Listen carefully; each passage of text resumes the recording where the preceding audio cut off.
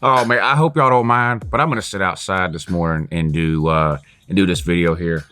It feels great out here today. It's like 71, 72 degrees this morning. Amazing. Yeah, amazing. And two. Anyway, coming up today, we're gonna do a preview and prediction video for all the games not involving the SEC that are interesting to me this coming up week. Of course, I did an SEC preview video on Tuesday where I went through all the SEC games coming up this weekend, including the big one, Alabama and LSU. If you haven't seen that video, click back to Tuesday and check that one out. But today, I ran through the rest of the games on the schedule for this weekend, and I found, I don't know, 10 or 12 or so that are pretty interesting to me. I'm going to give you a preview and a prediction against the spread right now.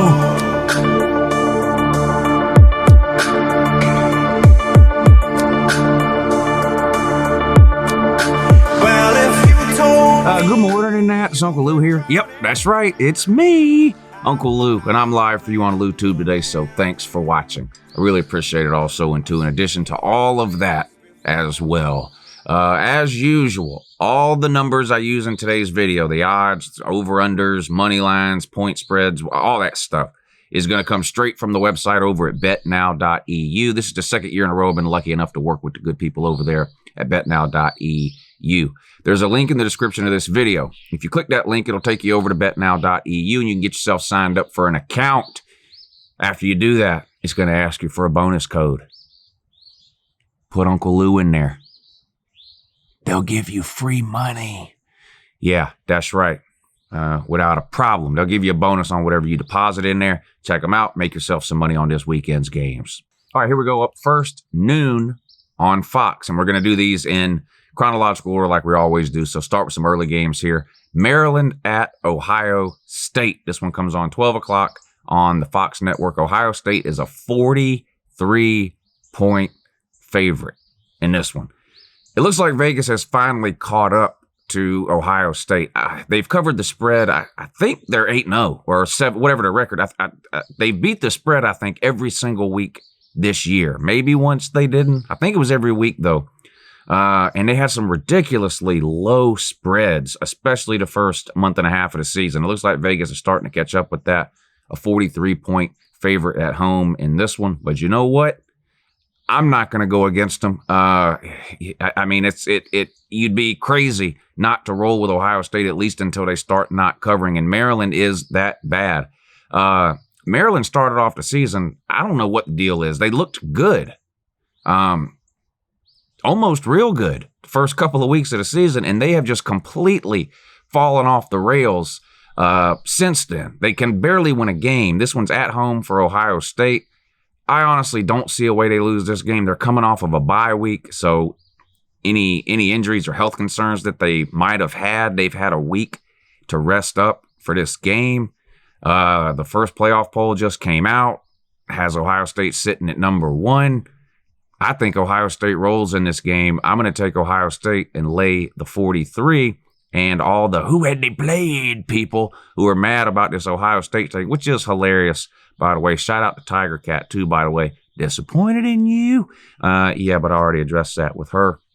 The Ohio State who have they played thing. Well, look up the strength of schedule rankings. If I can remember, I'll put them on the screen for you right now. But up to this point in the college football season, these are the strength of schedule rankings. So you can see for your own self where Ohio State is. And I keep hearing from people when they're saying that LSU should be number 1, they keep saying, LSU has beat 3 top 10 teams. No. The Corn Dogs have not beat 3 top 10 teams. The Corn Dogs have beat one top 10 team, okay? It doesn't matter what a team was ranked when you played them. That would be like me claiming Georgia beating Notre Dame was a top 10 win. No, it wasn't a top 10 win. It's where they're ranked now, okay? So LSU beat Texas. That's what people are claiming as a top 10 win. Texas is unranked, okay? So no, that's not a top 10 win. They beat the Barn by 3 points. The Barn is ranked, what, 12th, 11th, something like that? Okay, that's not a top 10 win, okay? Now, Florida, top 10 win. Florida's 10th. So, yeah, that's a top 10 win. They beat Florida by 14. That's a top 10 win. Ohio State, no top 10 wins. They do have 2 top 25 wins, though. The same amount of top 25 wins that LSU has. Ohio State beat Wisconsin, and they beat Cincinnati. Wisconsin is ranked 12th in the playoff poll. Ohio State beat them by 30 points. Cincinnati's ranked, 20th? They beat them by 42 points. So is LSU's strength of schedule amazingly great? Yes, it is. But so is Ohio State's. The fact that a lot of people don't watch any football other than the team that they root for doesn't mean Ohio State is not any good. Ohio State, clearly the best team so far to this point in the season. It was no surprise to me or anybody really that's been paying attention to college football that Ohio State was number 1 in this poll this week, the playoff poll. Now, LSU plays Alabama this coming week. If LSU beats Alabama, guess what? They will jump Ohio State next week because LSU's strength of schedule ranking is fixing to go way up after they play Alabama this week. Just how this stuff works. But quit with the LSU has 3 top 10 wins, please. Who have they played? Who have they played? Who have they played? Who have they played? Who have they played? All right, 12 o'clock over on ABC. We have number 4 Penn State on the road at undefeated and 17 ranked Minnesota. A lot of people are looking forward to this game on both sides.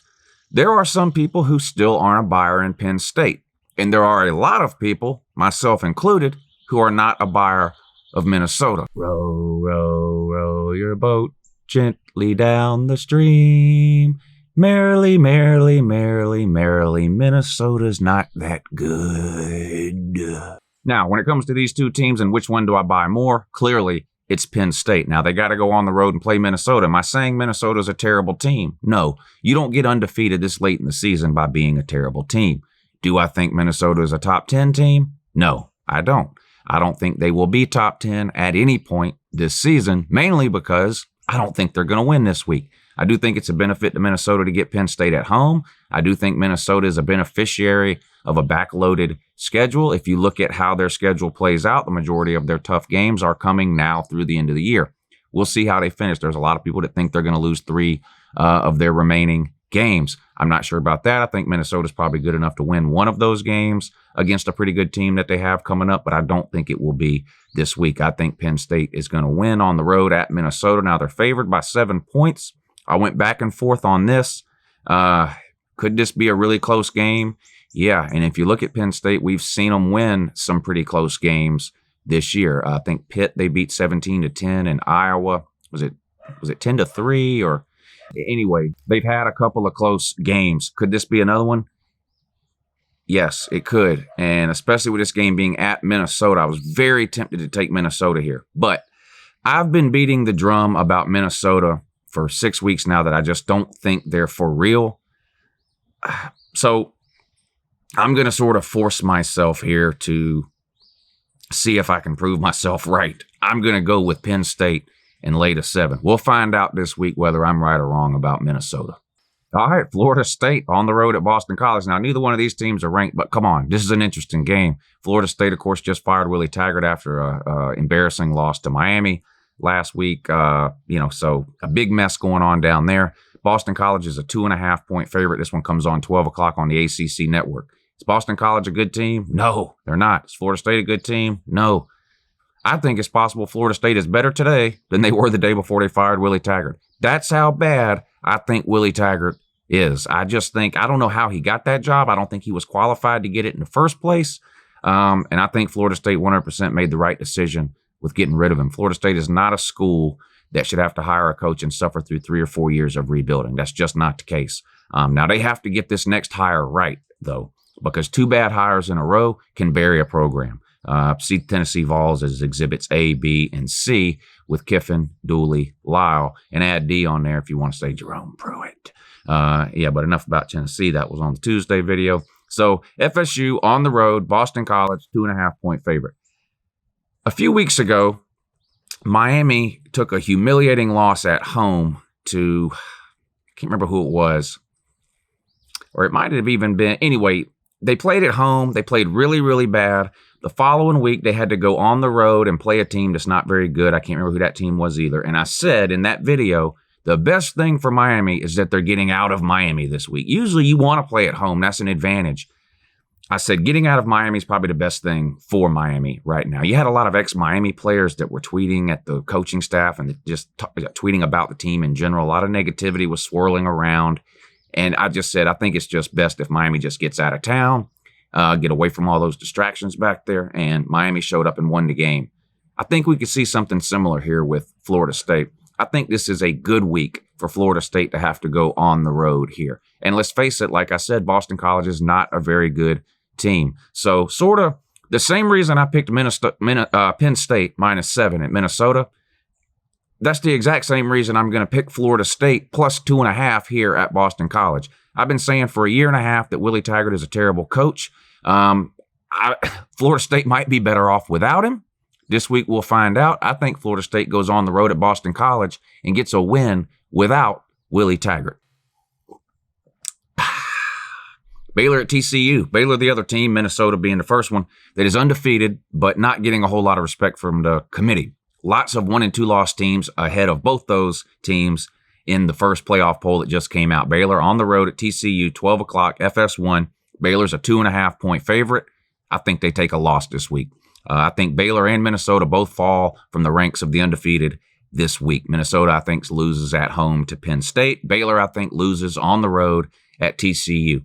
TCU is not a great team. They're one of these teams that sort of, you watch them one week and they look pretty good. You watch them the next week and they look not so good.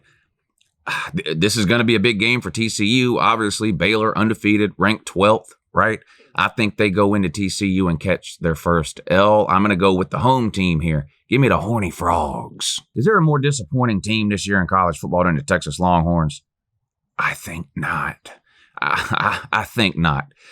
What a disappointment Texas has been. Deep Barat, I don't know if you're going to see this and you're just not commenting, or if you really took a long walk off a short bridge or what, but you're definitely this year's Gamecock Steve, sir, so congratulations. This Deep Barat ran his mouth from January up till about 2 weeks ago. Now you can't find this guy. So Bolo, be on the lookout, APB, All Points Bulletin, Amber Alert, whatever it is. No one knows what has happened to this Deep Barat character. The guy, like I said, type, 8 months straight, calling into every single YouTube college football show on planet Earth. Mine, Mark Rogers. I mean, every time you turned on a call-in show, Deep Barat was on there talking about how he's a millionaire from his college football gambling because he's so smart, knows everything about college football. Texas is back. They're winning the Big 12 and making the playoff. Now, you can't find this guy with a compass. I don't know what happened to him, but he's gone. In any case, I don't think he's coming back this week either. I think Texas is going to lose again. They're a 7-point favorite at home, 3:30 on ESPN. Kansas State ranked 16th and is a touchdown underdog against an unranked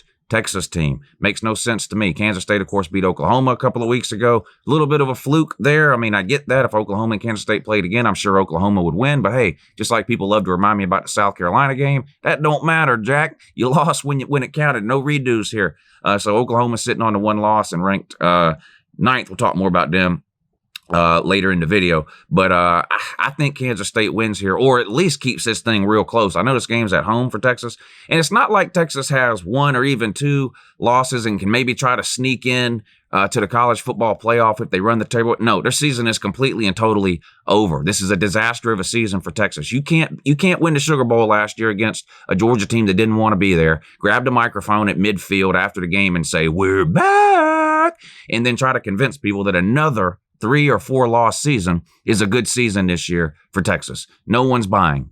No one's buying it. I'm sorry. Texas is just a 4-loss team. They were a 4-loss team last year. They're going to be at least a 4-loss team this year. It's going to happen this week, in my opinion. Give me the road team, Kansas State, and take them points. All right, 3:30 over on ESPN2. We have Louisville on the road at Miami. Miami's a 7-point favorite in this one. Now, I know Miami beat Florida State, and they're happy as hell, and they're probably still celebrating.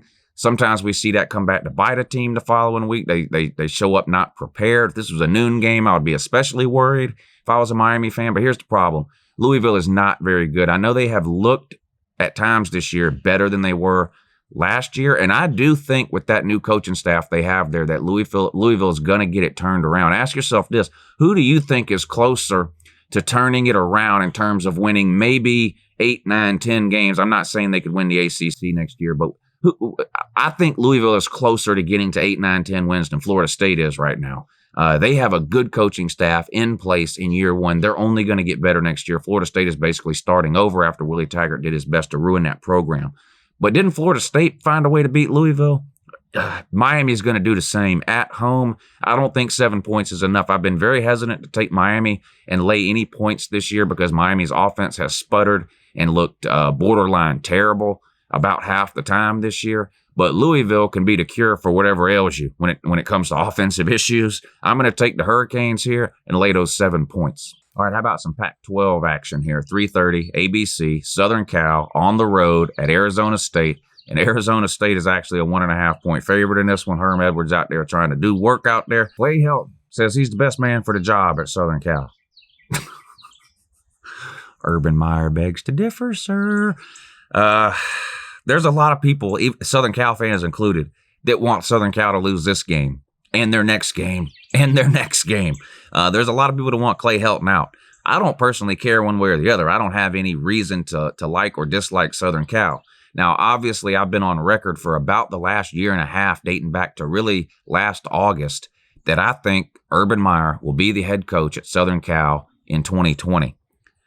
This is sort of a theme in this video, I guess, but there's certain things I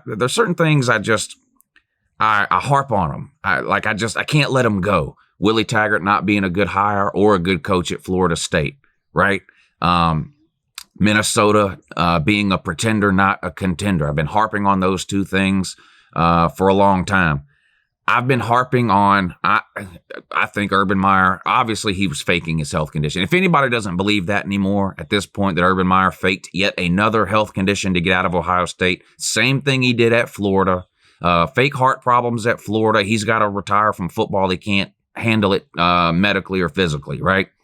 Very next season, he's head coach at Ohio State. Fast forward till last August, you got a lot of issues start swirling around Ohio State with Zach Smith and the abuse situation and what did he know, what did he didn't know in terms of Urban Meyer. And I said right then and there, here comes another fake health condition. Urban Meyer's going to tuck tail and run. He'll land at Southern Cal in 2020. I said that last August. Sure enough, you fast forward in November of last year, and what happened? Urban Meyer's on the sideline, flopping around like a fish out of water with some fake heart condition. A week later, he announces he has to retire at the end of the season for more fake health conditions. Heart condition at Florida, brain issues at Ohio State.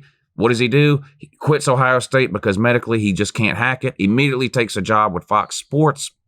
Been in studio all season long, looks healthy as a horse. I think he will be the head coach at Southern Cal in 2020. I shouldn't let that influence my pick on games, and maybe that's what I'm doing. I'm going to take the home team here, Herm Edwards, Arizona State, and lay the 1.5. I think Southern Cal takes a loss, and Clay Helton, start packing your bags, buddy. Iowa at Wisconsin. This could be a good, low-scoring, like old school. Was it Keith Jackson used to, talk about the slobber knockers all the time on the offensive line? This is going to be one of those types of games here, I think. I don't typically talk about over and unders when it comes to betting these games. This might be one you want to take the under on, though I could see this being a very low-scoring game. But Wisconsin's a 9.5 point home favorite in this one, 4 o'clock on Fox, hosting Iowa. I do think Wisconsin gets the win here. Not by much more than 9.5, though. I'm going to take Wisconsin and lay the 9.5, but I really think this could be a low-scoring, like a 24-10, 24-13 type of game. I love Jonathan Taylor.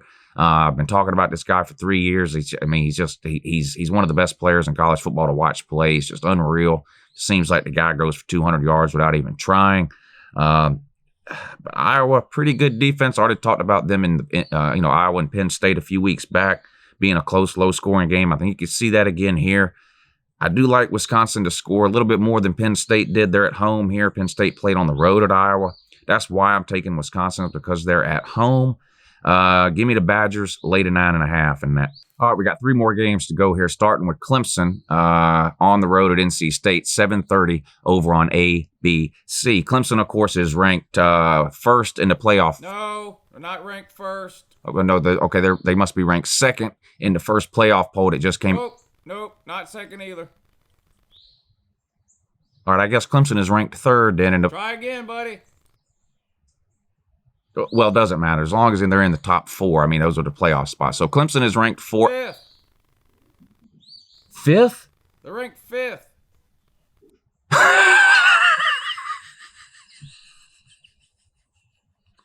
Okay. Let's try this again.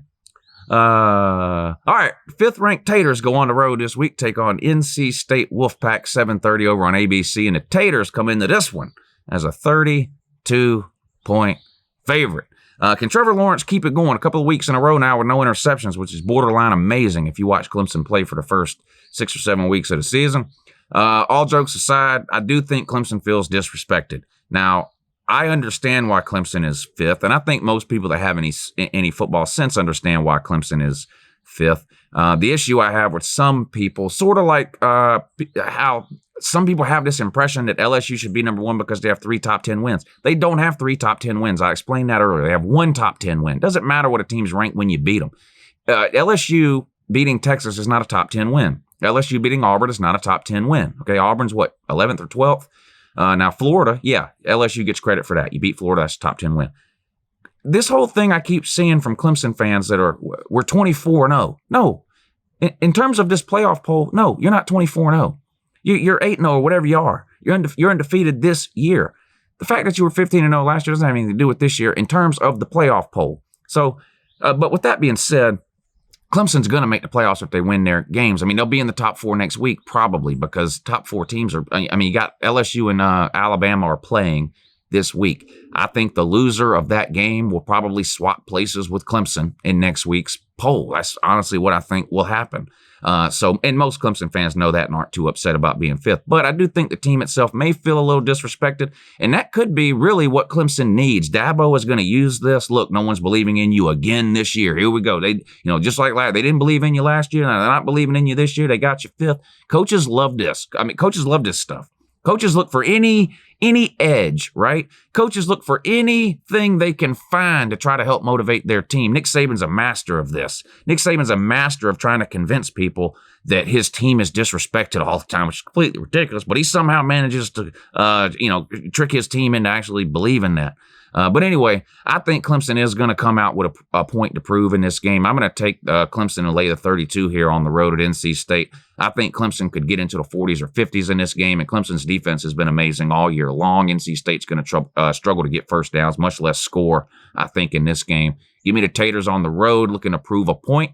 Lay those 32. How about Notre Dame at Duke? Man, everybody quit talking about Notre Dame, didn't they? But they are 15th in the playoff poll. Of course, they're sitting on, 2 losses? Lost on the road at Georgia, lost on the road at Michigan, just like everyone told you they would at the beginning of the season. Everyone told you, well, I told you, you can go back and watch the Notre Dame preview. I told you Notre Dame was going 10-2 with losses at Georgia and losses at Michigan. That's what's happened. They're not going to lose at Duke. Now, they're not making the playoffs. I think it's possible Notre Dame still gets into a New Year's Six bowl. You got to remember, these idiots that run these bowls, they love to put Notre Dame in there because it attracts eyeballs. That's one of the reasons Notre Dame keeps getting mollywopped in every bowl they get put into.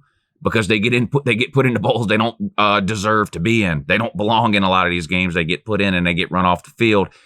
It's setting up to be a similar situation this year for Notre Dame because if they can stay within these 2 losses, they're going to get a New Year's Six bowl, and whoever they end up playing is going to absolutely gorilla drag them up and down the field for 4 quarters. But that won't happen this week on the road at Duke. Give me the Fighting Irish, lady 8 points. All right, and last up today, a Big 12 game, Iowa State on the road at number 9, Oklahoma. Oklahoma comes into this one as a 14.5-point favorite. Oklahoma, like Clemson, I think feels disrespected. Now, should they? Doesn't matter if they should, they do. I think 9th is probably fair for Oklahoma. They really don't have any good wins. Now, sure, they have blown out the teams they've played, and when you're playing a bad team, that's all you can do is blow them out. But the loss to Kansas State has hurt them, right? The overall weakness of the Big 12 has hurt Oklahoma in terms of them coming in at 9th behind Oregon and Utah, not to mention all the undefeated teams, and, of course, Georgia at 6. I question whether there's anything Oklahoma can do to get into the top 4. I really, really do. I think there's too many things working against them right now. Don't try to tell them that, though. Just like Clemson, they're looking to prove a point this week. Unlike Clemson, I don't think there's much Oklahoma can do to get in. Whoever loses the LSU-Alabama game, they're not falling below Clemson, are they? No. Whoever loses this weekend between LSU and Alabama is still going to be ranked higher than Oklahoma. Oklahoma's not going to impress the voters this weekend by winning at home against Iowa State. The best Oklahoma can hope for is that Baylor actually wins this weekend, is undefeated when Oklahoma plays Baylor and that they can beat Baylor. Then they have to hope that Baylor makes it to the Big 12 title game with just that one loss and Oklahoma beats them yet again. That would at least give Oklahoma 2 wins over at what that point in time will probably be a borderline top 15 or so Baylor team. They'll definitely be ranked, so that'll give them 2 big ranked wins there.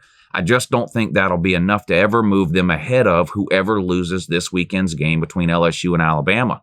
The other issue is, what if Ohio State and Penn State both remain undefeated until they play each other? What if the regular season ends and that's the only loss that whoever loses the Ohio State-Penn State game has? How do you move Oklahoma ahead of them when Oklahoma is sitting there with the loss to Kansas State? So it's going to be very interesting to see how this ends up playing out based on where the playoff committee has put Oklahoma in this first poll. Now, personally, I don't understand why they're 9. Baylor should be 9 and Oklahoma should be 11 or 12, in my opinion. Baylor and Oklahoma have played basically the same schedule. Baylor's undefeated. Oklahoma's not. They're in the same conference. They play all the same teams minus the out-of-conference schedule, but Oklahoma doesn't have a big out-of-conference game that they can use to prop themselves up. Now, is that their fault? Not necessarily. They scheduled UCLA. Oklahoma can't control whether UCLA is good or bad. So I'm not faulting Oklahoma for scheduling UCLA, but the reality is UCLA is not considered a good win. So Oklahoma and Baylor have similar schedules to this point. Baylor is undefeated, Oklahoma's not, but for some reason Oklahoma's 9 and Baylor's further on down the list. It makes little to no sense. Perception becomes reality in a lot of cases when it comes to ranking these teams, unfortunately, and the perception is Oklahoma is Oklahoma. They've made 3 playoffs in a row, and Baylor is, well, they're Baylor. So I think that's what you get there. But 14.5 is not enough. Now, I like Iowa State. I like Matt Campbell. Iowa State is the type of team that, if they play a perfect game and the other team makes a few mistakes, Iowa State is good enough to beat some good/really good teams. I just can't see it happening. The worst thing that could have happened to Iowa State was this playoff poll coming out and Oklahoma being ranked 9th. If Oklahoma can win this game by 50 points, that's what they'll do. I don't expect them to take Jalen Hurts out in the fourth quarter. If they can run this score up, I think they will, because let's face it, based on what the playoff committee did to them this past week, Oklahoma has got to do something. They can't change their schedule, but what they can do is beat teams by 40 and 50 points if they have the opportunity. I'm going to take the home team here, minus that silly-ass covered wagon that for some reason it's taking from now till April to rebuild. It's just completely ridiculous. Engines and pioneers back during the land thieving days in Oklahoma back in the 1800s, whenever the hell that was, they could build one of these covered wagons in an hour and a half. For some reason, in 2019, it takes 6-8 months to do it. I don't understand. In any case, doesn't matter for this game. Give me Oklahoma. Lay the 14.5.